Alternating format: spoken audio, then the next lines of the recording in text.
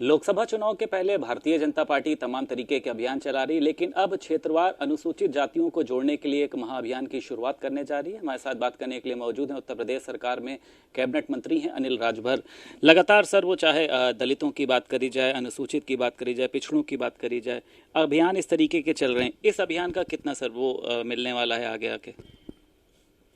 नहीं, देखिए, चाहे अति पिछड़े हों, चाहे पिछड़े हों, चाहे हमारा दलित वर्ग हो, सबके बीच में निरंतर भारतीय जनता पार्टी का काम चलता है।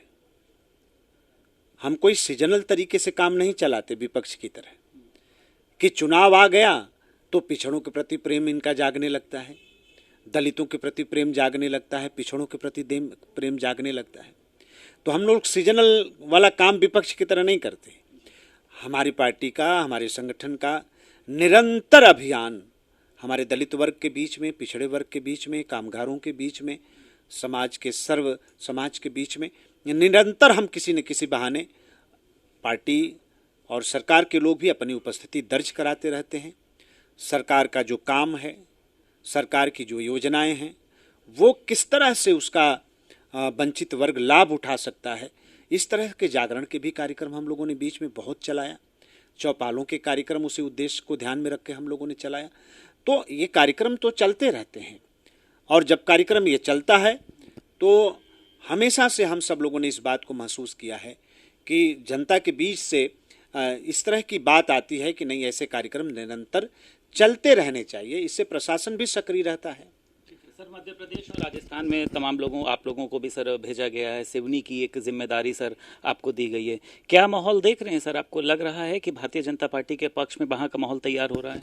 बिल्कुल माहौल पक्ष में है, और जिस तरह से दिल्ली की सरकार की स्वीकार्यता है कामों की, और मध्य प्रदेश की सरकार ने भी जिस तरह से अभी जैसे पेशा कानून मध्य प्रदेश की सरकार ने खास तौर पर जनजातीय लोगों के हित में लेकर आया है, जिस तरह से वहाँ से लाडली बहना जो योजना है, जो आज महिलाओं के बीच में एक चर्चा का विषय बना हुआ है।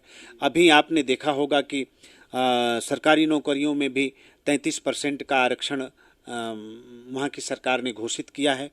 तो जो काम सरकार ने किया है, आज उसकी स्वीकार्यता जनता के बीच में दिखाई दे रही है। हम लोग जितने जगह गए, जितने लोगों से मुलाकातें हुई, सरकार के कामों से सब लोग संतुष्ट हैं, और फिर से सरकार की पुनरावृत्ति कराने के लिए पूरी तरीके से वहाँ की जनता तैयार है। कांग्रेस पार्टी की सर दलितों के लिए एक जन जागरण यात्रा की अभियान की शुरुआत करने जा रही है, गौरव दलित यात्रा करके। तो आपको लग रहा है कि लोकसभा चुनाव के पहले उनका वोट बटोरने के लिए एक तरीके का माहौल तैयार किया जा रहा है? इससे आप लोगों को कुछ नुकसान पहुंच सकता है सर, क्योंकि आप लोग भी कई तरीके के कार्यक्रम चला रहे हैं? नहीं, हमें कोई नुकसान नहीं है। देखिए, ये पाखंडी लोगों का चेहरा है जो जनता के बीच में बहुत बार बेनकाब हुआ है। इतना लंबे समय तक देश को चलाने वाले ये लोग, प्रदेश के अंदर जिनकी इतने लंबे समय तक सरकारें रहीं, देश में इतने लंबे समय तक सरकारें रहीं, इन लोगों ने किया क्या है?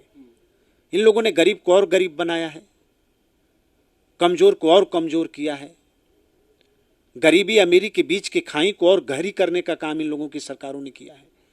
इसको बहुत अच्छी तरीके से कोई ड्रामा कर लेंगे। जनता जागरूक हो चुकी है। जनता का पूरा भरोसा और विश्वास पूज्य मोदी जी के साथ है। इसलिए जनता ये जानती है कि हमारा भला हो रहा है, आज हमारे काम हो रहे हैं, हमारे घर बन रहे हैं, हमारा जीवन स्तर सुधर रहा है, हमें सुविधाएं मिल रही हैं, बिना भ्रष्टाचार के योजनाओं का हमको लाभ मिल रहा है।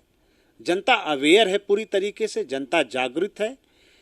किसी प्रकार के प्रयास का कोई असर इनके ऊपर विपक्ष का पड़ने वाला नहीं है, चाहे जितना ढोंग कर लें। आम आदमी पार्टी के चाहे स्वास्थ्य मंत्री सत्येंद्र जैन की बात करें, डिप्टी सीएम मनीष सिसोदिया की, और अब सर संजय सिंह पर ईडी ने अपना शिकंजा कसा है। कल उनको घर से लेकर भी वो लोग गए हैं, लेकिन इस पर सर हो हल्ला बहुत ज़्यादा हो रहा है। कहा जा रहा है कि भारतीय जनता पार्टी से विपक्ष के लोगों पर सरकारी एजेंसियों से हमले करवा रही है। अखिलेश यादव ने भी सर हमले किए। नहीं, देश के जितने भी भ्रष्टाचारी हैं सबको ये अब डर लगने लगा है।